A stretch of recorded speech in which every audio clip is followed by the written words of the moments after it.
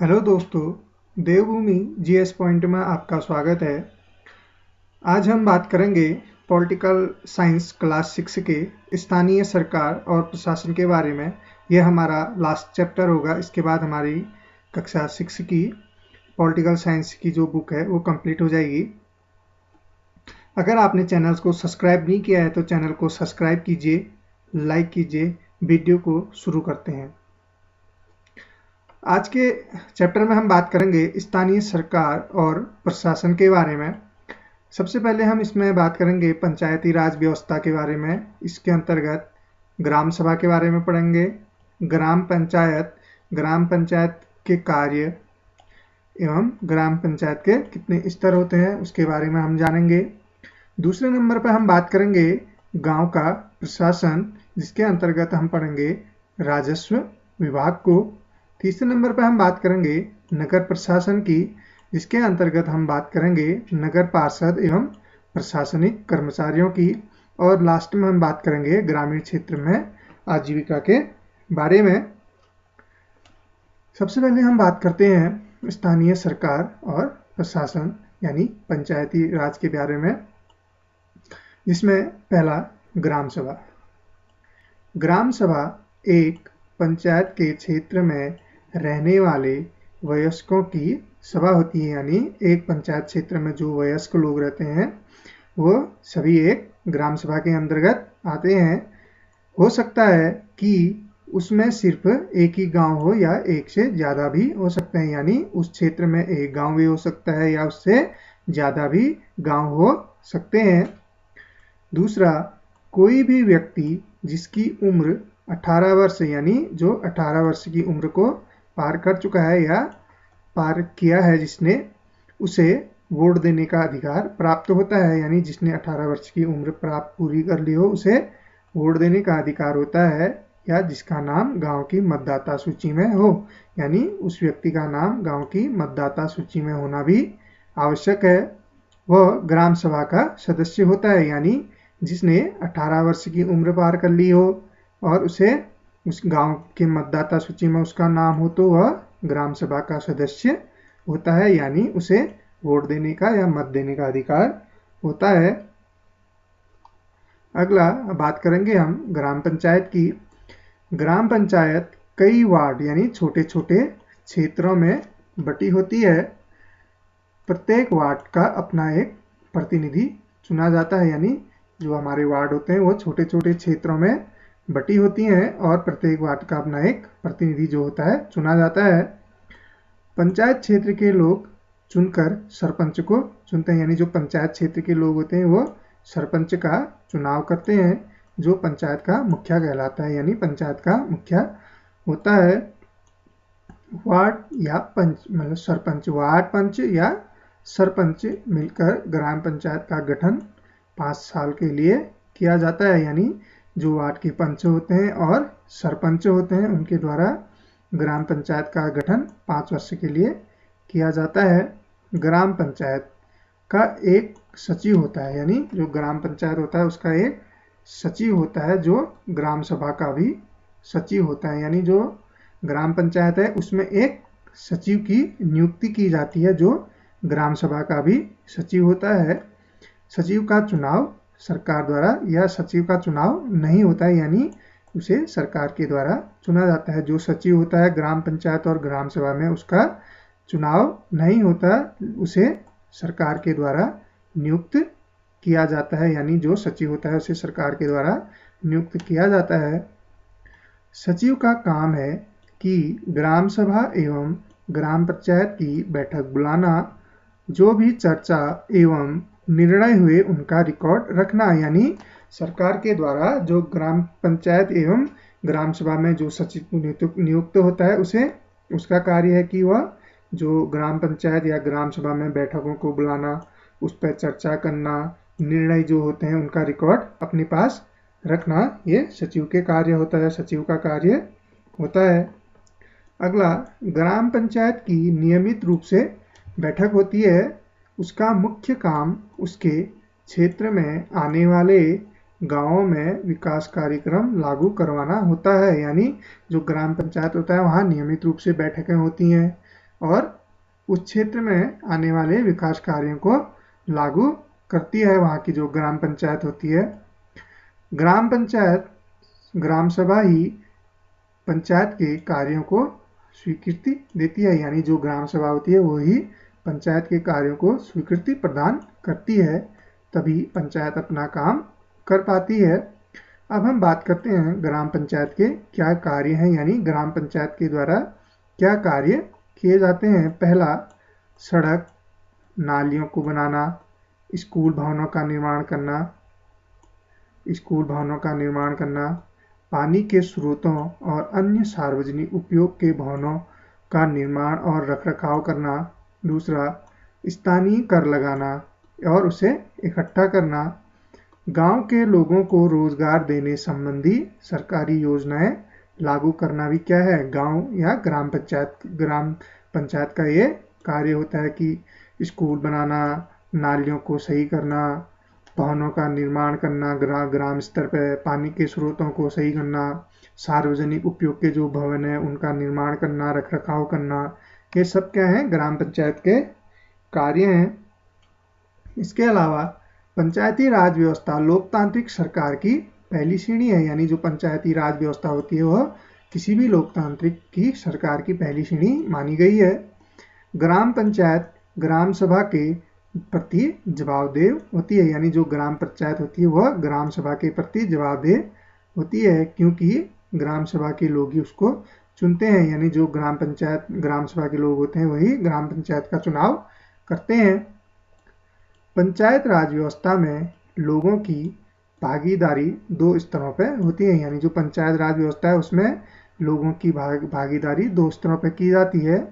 ग्राम पंचायत के बाद दूसरा आता है विकास खंड स्तर पर, यानी पहला है ग्राम पंचायत स्तर पर की जाती है, दूसरा विकास खंड का स्तर होता है। इसे जनपद पंचायत या पंचायत समिति भी कहते हैं, यानी जो दूसरा स्तर हमारा क्या है, विकास खंड कहा गया, इसे जनपद पंचायत या पंचायत समिति के नाम से भी जाना जाता है। एक पंचायत समिति में कई ग्राम पंचायतें होती हैं, यानी एक पंचायत जो समिति होती है उसमें कई ग्राम पंचायतें होती हैं। अगला, पंचायत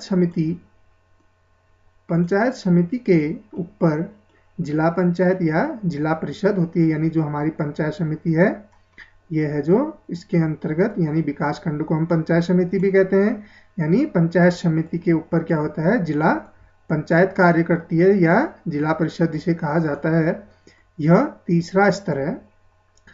जिला परिषद एक जिले के स्तर पर विकास की योजनाओं को बनाती है, यानी पहले ग्राम पंचायत, फिर दूसरा स्तर है विकास खंड या जनपद पंचायत या पंचायत समिति, लेकिन जो तीसरा स्तर है वो क्या है, जिला पंचायत या जिला परिषद, जो संपूर्ण जिले के लिए कार्य योजनाएं तैयार करती है।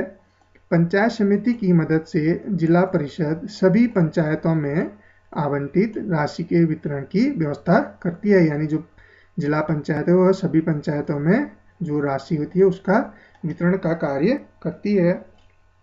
अगला है राजस्व विभाग का क्या कार्य है, यानी ग्राम प्रशासन जो हमारा होता है उसमें राजस्व विभाग का क्या कार्य है।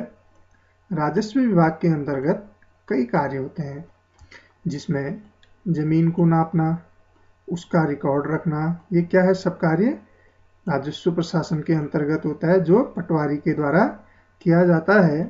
अलग अलग राज्यों में इसे अलग अलग नामों से जाना जाता है, कहीं इसे पटवारी, कहीं लेखपाल तो कहीं कानूनगो नाम से भी जाना जाता है। यानी पटवारी का क्या काम है, जमीन से संबंधित रिकॉर्डों को रखना।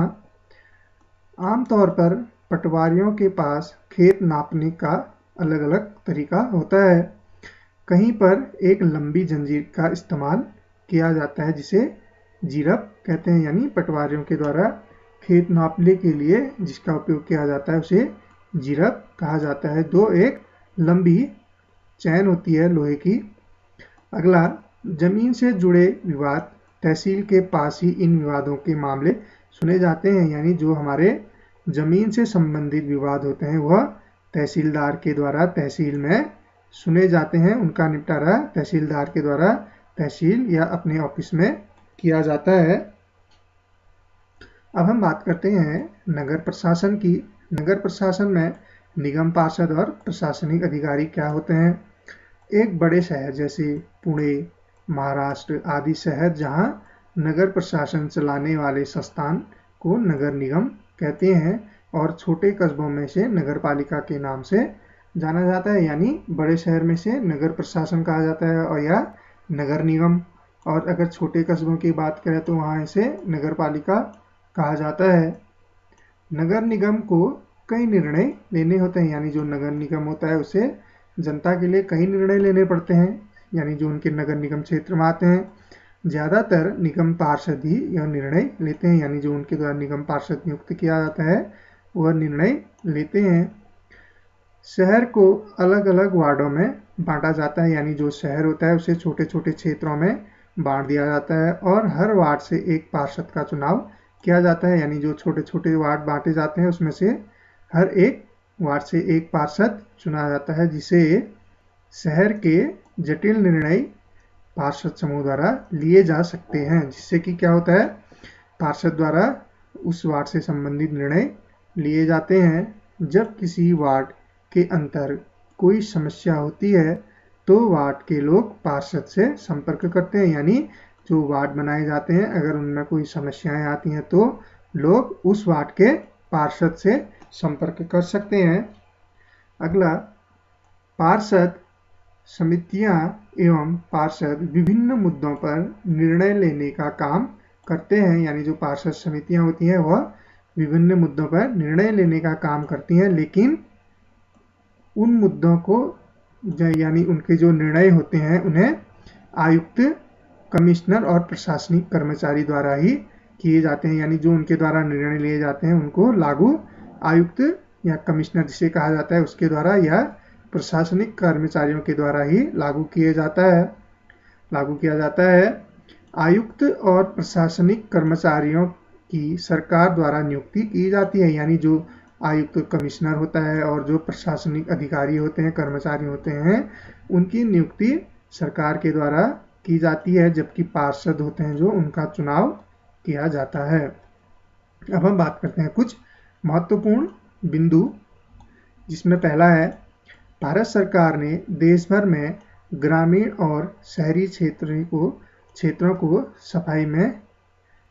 सफाई को बढ़ावा देने के लिए 2 अक्टूबर 2014 को स्वच्छ भारत मिशन का शुभारंभ किया था। यानी संपूर्ण भारत में, चाहे वो क्षेत्रीय ग्रामीण क्षेत्र हो, शहरी क्षेत्र हो, स्कूल हो, यानी कोई भी जगह वहाँ स्वच्छता अभियान कार्यक्रम चलाया गया। ये लागू किया गया 2 अक्टूबर 2014 को, इसे संपूर्ण भारत में लागू किया गया। हिंदू अधिनियम धारा 2005, इसमें अभी तक कई राज्य में हिंदू औरतों को उनके परिवार में जमीन में हिस्सा नहीं दिया जाता था। पिता की मृत्यु के बाद जमीन बेटों में बांट दी जाती थी। हाल ही में सरकार के द्वारा इसमें क्या किया गया, बदलाव किया गया। अब क्या किया जाता है, सभी बेटा और बेटियों को और उनकी माँ जो है उनमें हिस्सा बराबर जमीन का बांटा जाता है। यह कानून अब सभी केंद्र शासित और सभी राज्यों में लागू है। महाराष्ट्र के 2 पंच, यानी ग्राम सभाओं में जो पंच होते हैं, जिन्हें 2005 में अपनी पंचायत में उल्लेखनीय काम करने के लिए निर्मल ग्राम पुरस्कार दिया गया। यानी महाराष्ट्र के 2 पंचों को 2005 में सरकार द्वारा निर्मल ग्राम पंचायत पुरस्कार से सम्मानित किया गया। अगला बिंदु, कैटामरैन मछुआरों की खास तरह की एक नाव है, जिसका उपयोग मछुआरों के द्वारा मछलियों को लाने ले जाने के लिए किया जाता है। अब हम बात करते हैं ग्रामीण क्षेत्र में आजीविका। तमिलनाडु में समुद्र तट के पास एक गांव है कलपट्टू, यानी समुद्र तट के पास ये गांव बसा है कलपट्टू। यहाँ के लोग कई तरह के काम करते हैं, जिनमें खेती तो है ही, साथ में ये लोग टोकरी, बर्तन, घड़े, ईंट और बैलगाड़ी आदि बनाने का काम इनके द्वारा किया जाता है।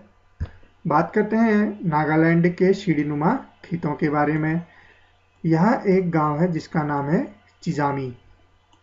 यह नागालैंड के फेक जिले में है। इस गांव में रहने वाले चखेसंग समुदाय के लोग हैं, वे सीढ़ीनुमा खेती करते हैं, यानी इस समुदाय के द्वारा सीढ़ीनुमा खेती की जाती है।